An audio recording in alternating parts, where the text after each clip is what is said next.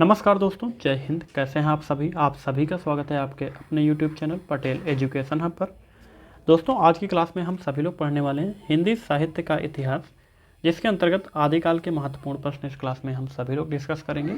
देखिए, आदिकाल की आपकी 5वीं क्लास है। इससे पहले हम सभी लोग 4 क्लास पढ़ चुके हैं, जिसमें काफ़ी महत्वपूर्ण प्रश्न आपके कलेक्ट किए गए हैं। ये आपकी जो आज क्लास होने वाली है 5वीं क्लास है। उम्मीद है कि इस क्लास में जितने भी प्रश्न आदिकाल के बचे हैं सभी जो हैं पूरे हो जाएंगे। देखिए, पहला प्रश्न हिंदी साहित्य के प्रथम काल को जो है वीरकाल किसने कहा है? सही उत्तर क्या हो जाएगा? देखिए, ऑप्शन है मिश्र बंधु ने, विश्वनाथ प्रसाद मिश्रा ने। तो हिंदी साहित्य के प्रथम काल को जो है विश्वनाथ प्रसाद मिश्रा ने ही वीरकाल का नाम दिया था। ऑप्शन नंबर बी प्रश्न का सही उत्तर आपका हो जाएगा। अगला प्रश्न देखिएगा। अगला प्रश्न है आदिकाल को जो है आचार्य रामचंद्र शुक्ल ने क्या कहा है? बताइएगा, सही उत्तर क्या हो जाएगा? शुक्ल ने इसको जो है वीरगाथा काल कहा है। क्यों कहा है? देखिएगा, आचार्य रामचंद्र शुक्ल ने इस काल में जो है वीरगाथात्मक जो ग्रंथ थे उनकी प्रधानता थी। वो कौन से ग्रंथ थे दोस्तों? विजयपाल रासो, बीसल देव रासो, पृथ्वीराज रासो, खुमान रासो, ये सभी वीरगाथात्मक ग्रंथ थे, इनकी प्रधानता थी। इसी वजह से इस काल को जो है आचार्य रामचंद्र शुक्ल ने वीरगाथा काल का नाम दिया था। तो ऑप्शन नंबर डी प्रश्न का बिल्कुल सही उत्तर आपका हो जाएगा। ठीक है, ऑप्शन नंबर डी, वीरगाथा काल का नाम दिया था। अगला प्रश्न देखिएगा। अगला प्रश्न दोस्तों, हिंदी साहित्य के आदिकाल के लिए सिद्ध सामंत युग का नाम जो है किसने दिया? सही उत्तर बताइएगा।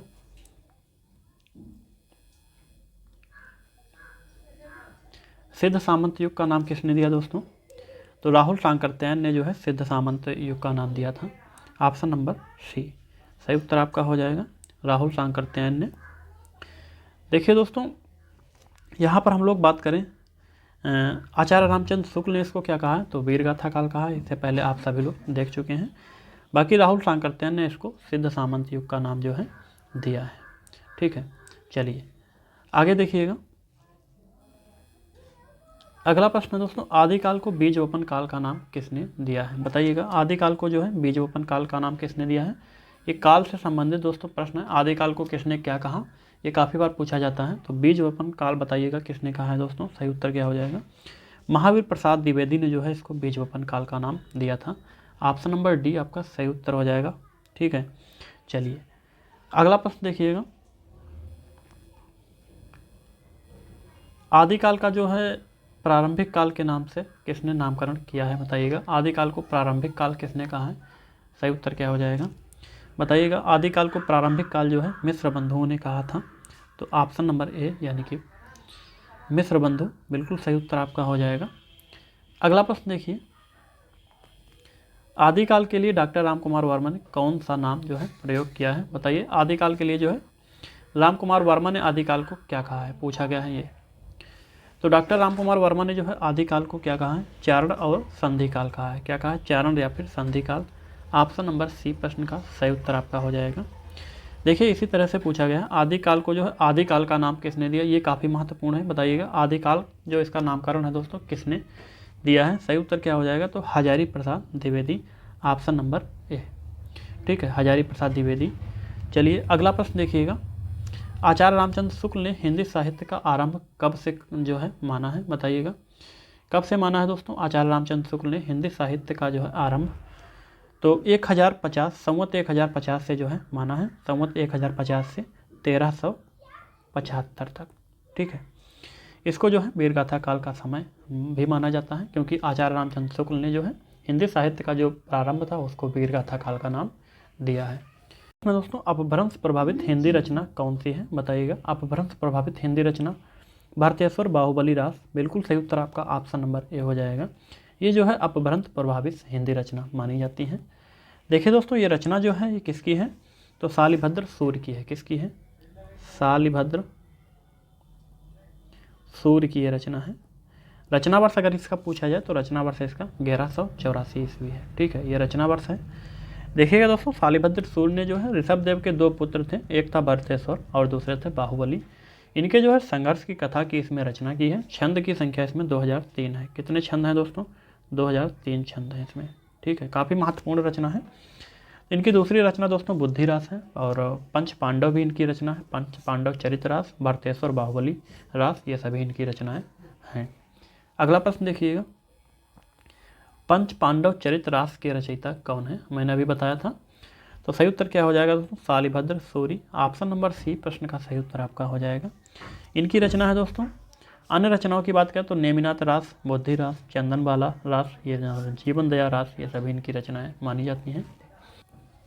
देखिए अगला प्रश्न है, 11वीं शताब्दी में रचित लोक भाषा काव्य कौन सा है? बताइएगा सही उत्तर क्या हो जाएगा। जयमयंक जसचंद्रिका, राउरबेल, ढोला मारूरा दूहा, या फिर उक्ति व्यक्ति प्रकरण। देखिए सही उत्तर आपका हो जाएगा ऑप्शन नंबर सी। 11वीं शताब्दी में रचित लोक भाषा काव्य जो है ढोला मारूरा दूहा है। इसके रचनाकार की बात करें तो दोस्तों ये जो रचना है ये भी जो है कवि कलोल ने इसको लिखा है। किसने लिखा है? कवि कलोल। इसका रचना वर्ष जो है 11वीं शताब्दी में माना जाता है। देखिए इसमें जो है राजकुमार ढोला और राजकुमारी मारू की जो है प्रेम कथा का वर्णन है। 11वीं शताब्दी में इसकी रचना हुई है। स्पष्ट रूप से इसका जो है जो वर्ष है वो नहीं ज्ञात हुआ है, इसीलिए 11वीं शताब्दी में जो है इसका रचना वर्ष माना जाता है। अगला प्रश्न देखिएगा, शालिभद्र सूर्य को हिंदी का प्रथम कवि किसने माना है? काफ़ी महत्वपूर्ण प्रश्न है। प्रश्न नंबर 12 बताइएगा दोस्तों। डॉक्टर गणपति चंद्रगुप्त ने, डॉक्टर रामकुमार वर्मा ने, या फिर राहुल सांकृत्यायन ने, या फिर आचार्य रामचंद्र शुक्ल ने। देखिए दोस्तों सही उत्तर आपका हो जाएगा डॉक्टर गणपति चंद्रगुप्त ने जो है इनको हिंदी का प्रथम कवि माना है। इन्होंने जो है अपने एक ग्रंथ में हिंदी साहित्य का वैज्ञानिक इतिहास है, इसमें जो है शालिभद्र को हिंदी का प्रथम कवि माना है। ये भी पूछा जा सकता है कि डॉक्टर गणपति चंद्रगुप्त ने किस ग्रंथ में इनको जो हिंदी का प्रथम कवि माना है? तो एक इनका ग्रंथ है हिंदी साहित्य का वैज्ञानिक इतिहास, नोट कर लीजिएगा आप सभी लोग। इसी में जो है इनको हिंदी का प्रथम कवि की संज्ञा दी है। और राहुल सांकृत्यायन ने जो है सरहपा को माना है। देखिएगा सरहपा को जो है हिंदी का प्रथम कवि किसने माना है? राहुल सांकृत्यायन ने। ठीक है। ऐसे ही दोस्तों अगर बात करें हजारी प्रसाद द्विवेदी ने अब्दुल रहीम को माना है। ठीक है, अब्दुल रहीम को किसने माना है? हजारी प्रसाद द्विवेदी ने। ठीक है। इसी तरह से बात करें डॉक्टर रामकुमार वर्मा ने स्वयंभू को माना है। डॉक्टर रामकुमार वर्मा। देखिएगा अगला प्रश्न आपका है, डॉक्टर रामकुमार वर्मा ने हिंदी का प्रथम कवि किसे माना है? आप सभी को पता होगा इससे पहले वाले प्रश्न में, तो स्वयंभू को जो है डॉक्टर रामकुमार वर्मा ने हिंदी का प्रथम कवि माना है। Option number. अगला प्रश्न है दोस्तों, सिद्धों का प्रथम कवि किसे माना जाता है? बताइएगा सिद्धों का प्रथम कवि किसको कहा गया है? देखिएगा सिद्ध कवियों की अगर बात करें तो सबसे पुराने कवि जो है सरहपा को माना गया है। ऑप्शन नंबर ए प्रश्न का सही उत्तर आपका हो जाएगा। किसको? सरहपा को माना गया है। राहुल सांकृत्यायन ने जो है सरहपा को हिंदी का प्रथम कवि भी माना है। देखिए इसके अन्य नाम जो है सरोज ब्रज और राहुल भद्र हैं। जो सरहपा है इनके अन्य नाम भी पूछे जाते हैं, तो राहुल भद्र भी इनका एक नाम है दोस्तों, राहुल भद्र। दूसरा क्या नाम है? सरोज वज्र। ये इनके अन्य नाम हैं दोस्तों। और इनके जो कुल ग्रंथ हैं दोस्तों, सरहपा के कुल ग्रंथ जो है 33 कुल ग्रंथ इन्होंने ग्रंथों की रचना की है। अगला प्रश्न देखिएगा, सरहपा को हिंदी का प्रथम कवि किसने माना? बताइएगा सही उत्तर क्या हो जाएगा? राहुल सांकृत्यायन, यानी कि ऑप्शन नंबर सी प्रश्न का सही उत्तर आपका हो जाएगा ऑप्शन नंबर सी।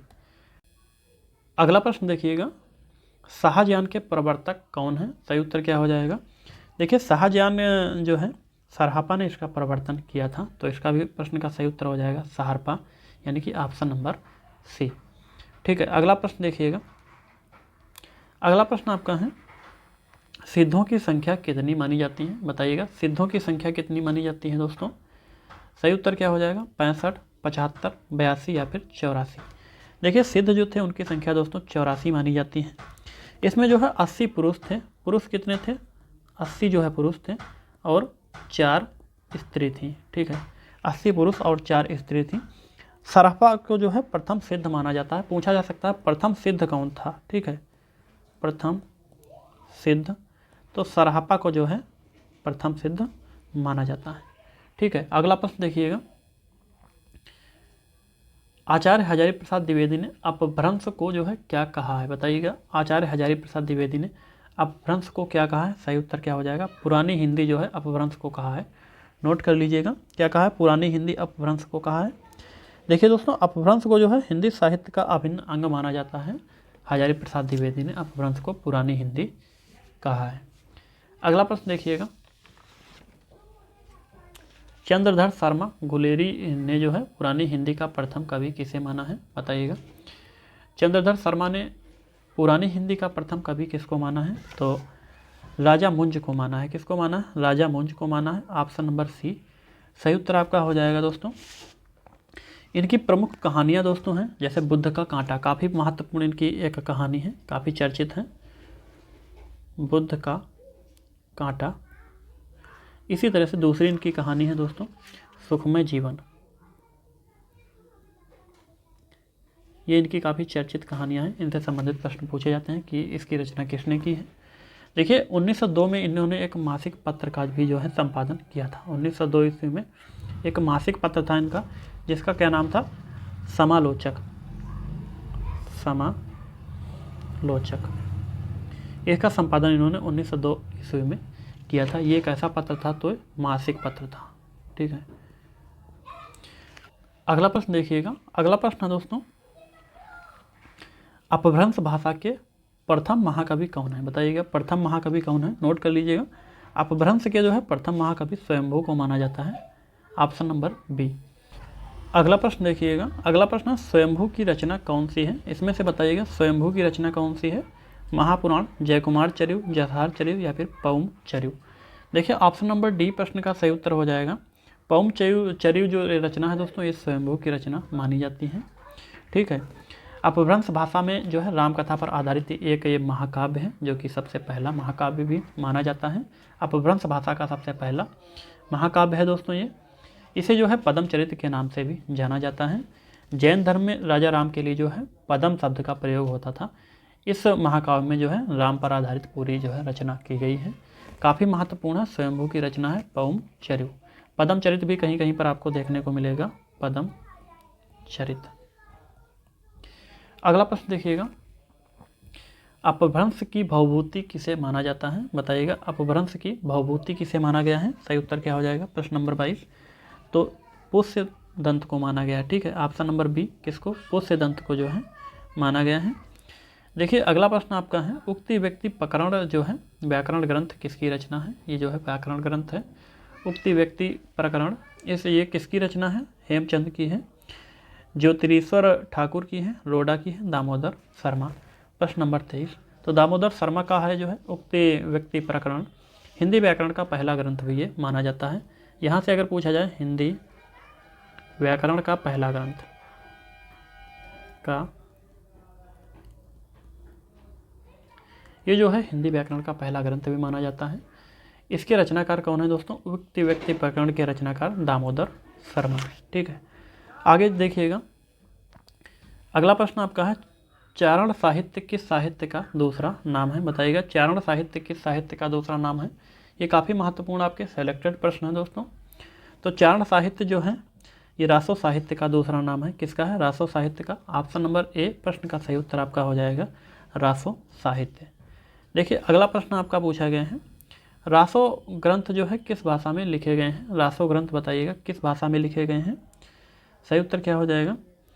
देखिएगा रासो ग्रंथ जो इसकी रचना है दोस्तों, अगर भाषा की बात करें तो इसमें अनेक विद्वानों के अलग अलग मत हैं। देखो रासो की रचना जो है अपभ्रंश में भी मानी गई है, रासो की रचना जो है डिंगल भाषा में भी मानी गई है। रासो ग्रंथ जो थे इनकी भाषा डिंगल में भी मानी गई है।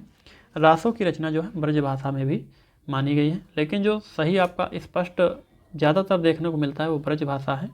तो ऑप्शन नंबर सी प्रश्न का सही उत्तर हम करेंगे। बाकी जो है अलग अलग विद्वानों के अलग अलग इसमें मत हैं।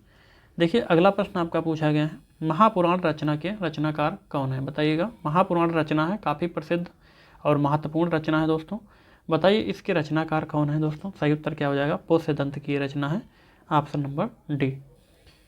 देखिए अगला प्रश्न है, खड़ी बोली में पहले काव्य सर्जन करने वाले कवि कौन है, सही उत्तर क्या हो जाएगा, बताइएगा। खड़ी बोली में सबसे पहले जो है काव्य सर्जन करने वाले कवि कौन है। देखिए मलिक मोहम्मद जायसी, सूरदास, अमीर खुसरो या फिर तुलसीदास। सही उत्तर क्या हो जाएगा दोस्तों प्रश्न नंबर 27 का? तो अमीर खुसरो जो हैं ये खड़ी बोली में सबसे पहले काव्य सर्जन करने वाले कवि के रूप में जाने जाते हैं। अगला प्रश्न देखिएगा, आदिकाल में पहेलियाँ एवं मुकरियों की रचना करने वाले कवि कौन है? बताइएगा आदिकाल में जो है पहेलियाँ और मुकरियों की रचना करने वाले कवि कौन है? सही उत्तर क्या हो जाएगा? देखिए किसकी रचना है पूछा गया है प्रश्न नंबर 28। तो अमीर खुसरो की रचना है, यानी कि ऑप्शन नंबर बी। ठीक है, पहेलियाँ एवं मुकरियाँ ये अमीर खुसरो की रचना है। अगला प्रश्न देखिएगा, राउरबेल किस प्रकार की रचना है? बताइएगा राउरबेल जो है वो किस प्रकार की रचना है? सही उत्तर क्या हो जाएगा? ये एक चंपू काव्य है। क्या है दोस्तों? चंपू काव्य है। तो इसमें जो है गद्य पद्य दोनों की रचना, दोनों प्रकार से रचना की जाती है। तो गद्य पद्य मिश्रित जो है एक चंपू काव्य है राउरबेल। राउरबेल जो है काफ़ी महत्वपूर्ण रचना है। ये रोडा कवि की है। किसकी है दोस्तों? रोडा कवि की है। ठीक है, रोडा कवि की ये रचना है। अगला प्रश्न देखिएगा, अगला प्रश्न आपका आखिरी प्रश्न है इस क्लास का। 30 प्रश्न हम सभी लोग जो है इस क्लास में देखे हैं, काफ़ी महत्वपूर्ण प्रश्न। तो आदिकाल की जो रचनाएं हैं दोस्तों किस भाषा में लिखी जाती थी? इस प्रश्न का उत्तर आप सभी लोग फटाफट कमेंट बॉक्स में देंगे। देखते हैं किसका उत्तर सबसे पहले आता है। जिसका उत्तर सही आएगा उसकी कमेंट को जो है पिन कर दिया जाएगा, ताकि अन्य लोग भी इसका सही उत्तर जान सके। अन्यथा इस प्रश्न का उत्तर आपको अगली क्लास में देखने को मिल जाएगा। तब तक के लिए जय हिंद, जय भारत। जिसने भी चैनल को सब्सक्राइब नहीं किया प्लीज़ चैनल को सब्सक्राइब कर लें, ताकि आगे आने वाली हर एक क्लास का नोटिफिकेशन आपको कंटिन्यू मिलता रहे।